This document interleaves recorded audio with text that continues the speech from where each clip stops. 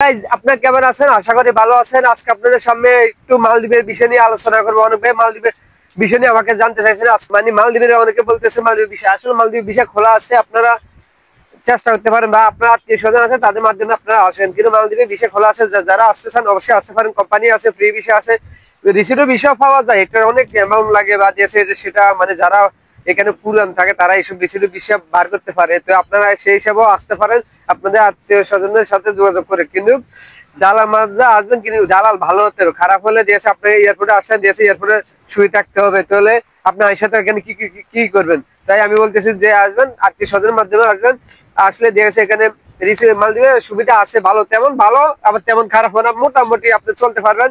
সে একটা ফ্যামিলি চালানোর ইয়েটা আছে। আর যে ভালো কোম্পানি অবশ্যই আপনি পারবেন।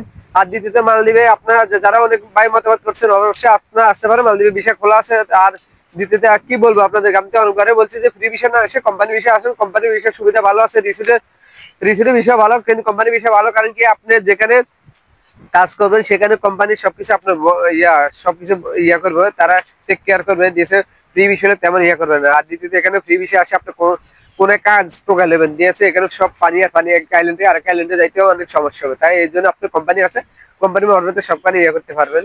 আর যারা অবশ্যই আপনারা মালদ্বীপে কোনো বিষয় নিয়ে জানতে চান অবশ্যই আমাকে ভিডিও নিচে কমেন্ট করবেন, আমার চ্যানেল আছে সাবস্ক্রাইব করে রাখবেন এবং আপনাদের মতামত জানাবেন। তাই আমার অনেক ভাই অনেক কিছু জানতে পারছেন যে মালদ্বীপের বিষয় খোলা কিনা, সেই জন্য আজকে ভিডিওটা করা হয়েছে মালদ্বীপের বিষয় খোলা। তো আপনারা চেষ্টা করেন আসেন। আর দ্বিতীয়তে আসবেন কিন্তু তেমন ভালো তেমন খারাপ হবে না, যে ভাই আমার কথাবার্তা আপনারা দূরে আসবেন না, কারণ কি এখানে মালদ্বীপে আছে মোটামুটি ভালো না খারাপ না, আপনারা বুঝে শুনে আসবেন। আর এই জায়গাটা অনেক সুন্দর, আপনাদেরকে দেখানোর চেষ্টা করলাম।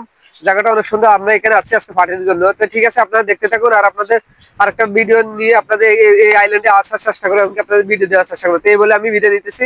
তো খোদা হাফেজ, ভালো থাকবেন।